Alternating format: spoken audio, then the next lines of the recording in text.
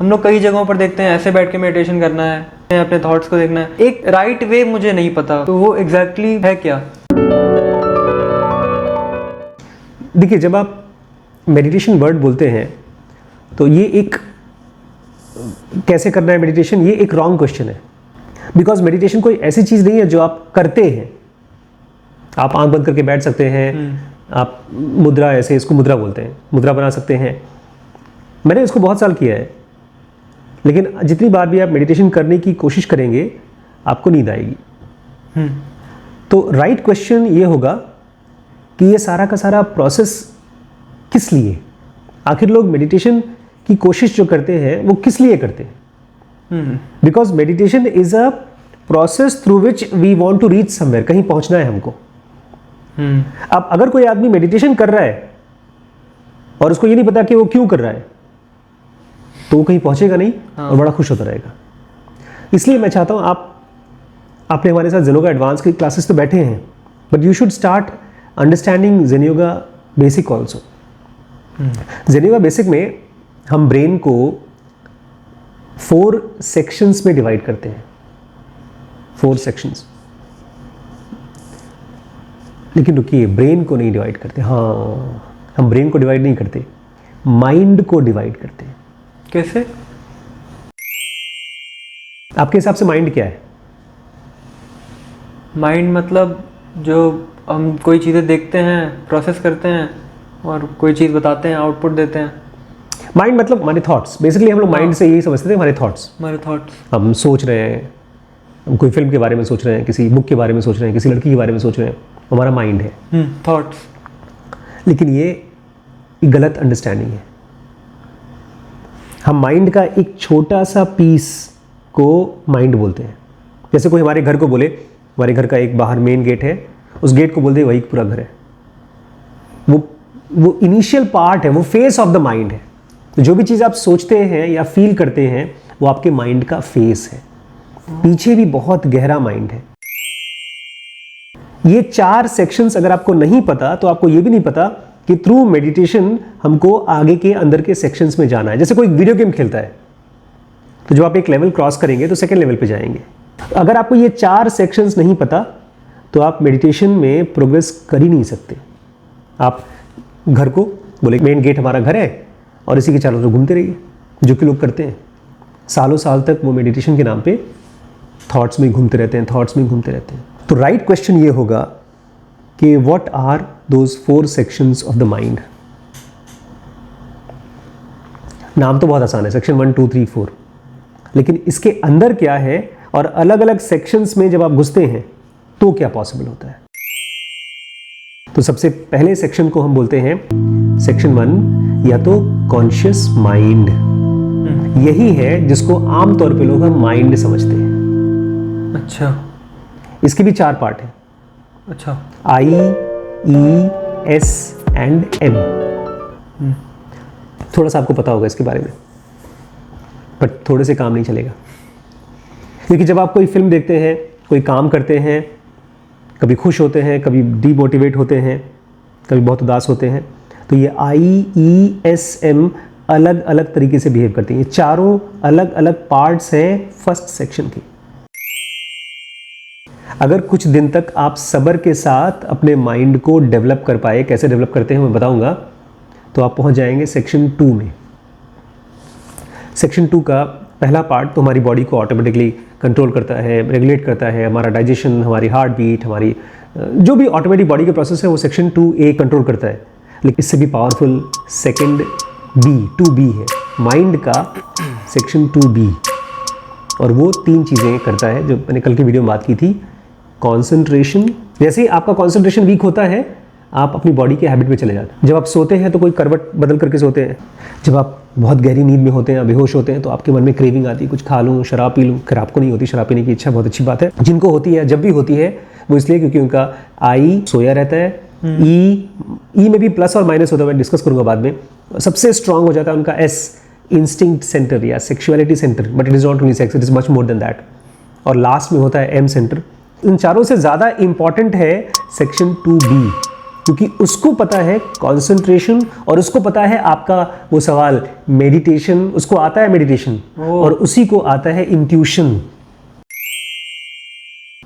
अगर आप इतने सालों से स्कूल में पढ़ाई कर रहे हैं और आप नहीं खुश हैं, कुछ सीख नहीं पाए हैं, तो इसलिए क्योंकि स्कूल्स ने आपके सेक्शन 2B को नहीं खोल पाया। हर स्कूल का काम होना चाहिए कि एक बच्चे को इंट्यूशन हो।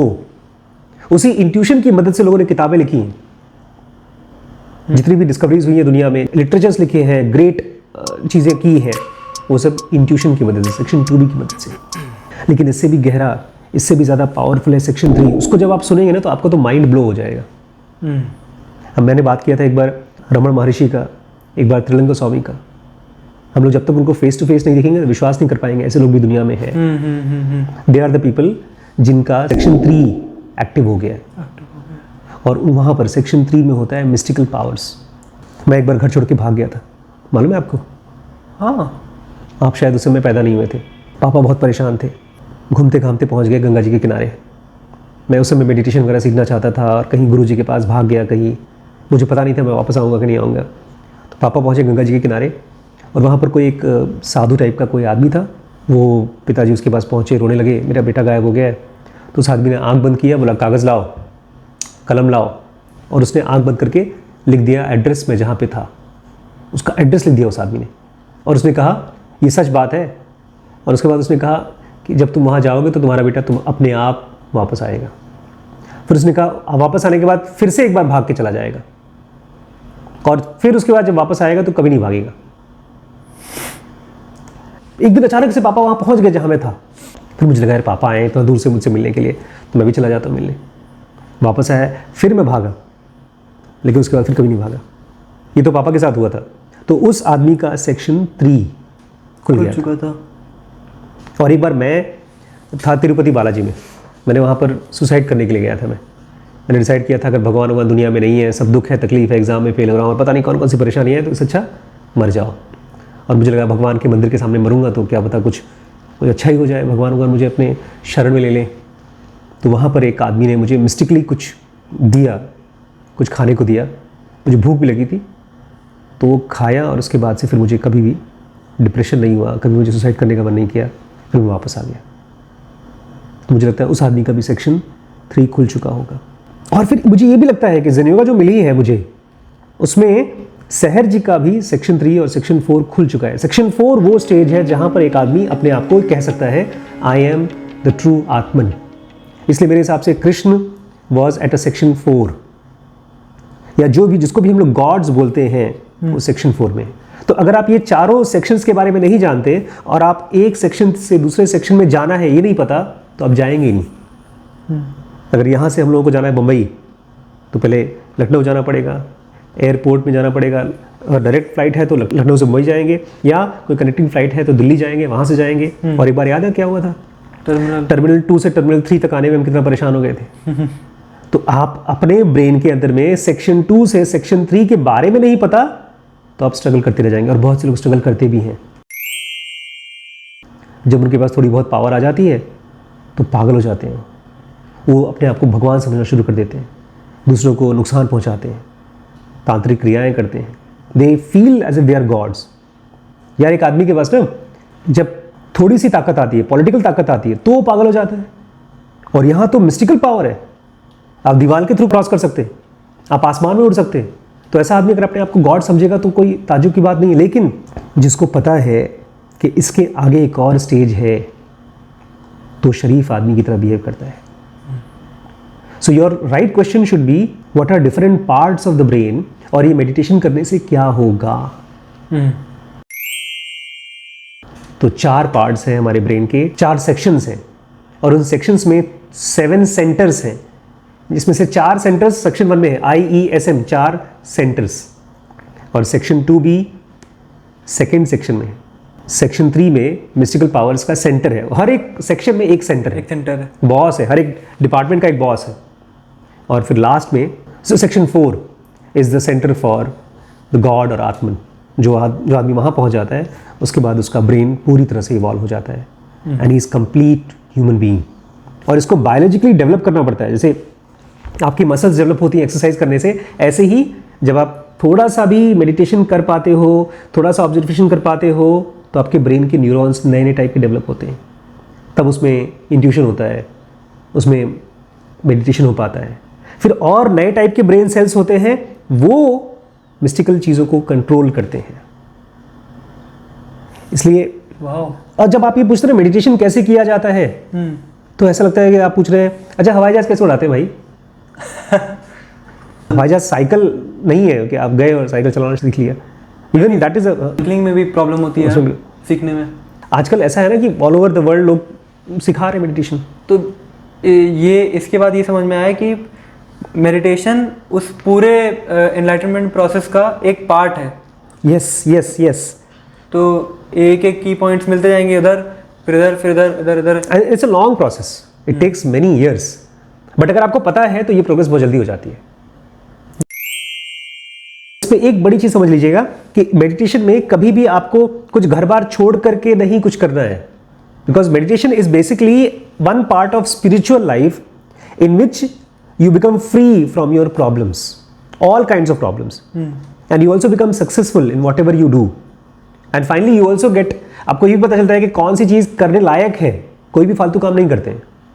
बल्कि आजकल ऐसा हो रखा है कि अगर आप इनलाइटेंड हैं या उस पाथ पे चल रहे हैं तो you should leave your home and everything, सब कुछ छोड़ के बाहर चले जाना है। ये उन लोगों का किया गया है जिनको मेडिटेशन के बारे में पता नहीं है। अच्छा। खाली उनको ये पता है, उन्होंने पढ़ रखा है, कहीं सुन रखा है कि पूरी डेडिकेशन चाहिए, पूरी डेडिकेशन चाहिए, तुमको फैमिली डिसाइड करती है, सेक्स डिसाइड करता है, बच्चे डिसाइड करते हैं, छोड़ दो। लेकिन रियल ग्रोथ आपको फैमिली में ही दिखाई देगी, बिकॉज अगर आप अपनी फैमिली के साथ अपने ब्रेन सेल्स को नहीं डेवलप कर पा रहे हैं तो फिर आप अलग से नहीं कर सकते। इसलिए जितने भी गुरुज जब एनलाइटेंड हुए तो वापस दुनिया में आए, उन्होंने हेल्प करना शुरू किया। उन्हीं की वजह से आज हम इंसान हैं, नहीं तो अभी तक आदिवासी होते। खैर अभी सारे के सारे इंसान नहीं है, जो लोग वॉर कर रहे हैं, लड़ाई कर रहे हैं, सब तो बेवकूफ़ी हैं, बट एटलीस्ट कुछ लोग तो हैं।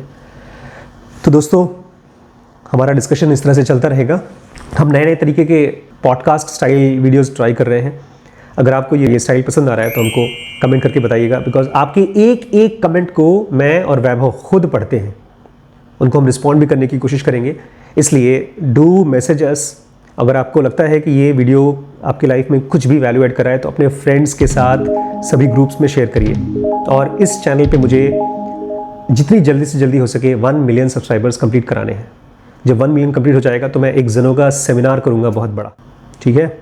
तो जल्दी से जल्दी 1 मिलियन के ऊपर काम करते हैं। सबसे पहले तो चलिए देखते हैं हम लोग 6 लाख सब्सक्राइबर कब तक कंप्लीट कर पाते हैं। लेट्स डू इट, ठीक है?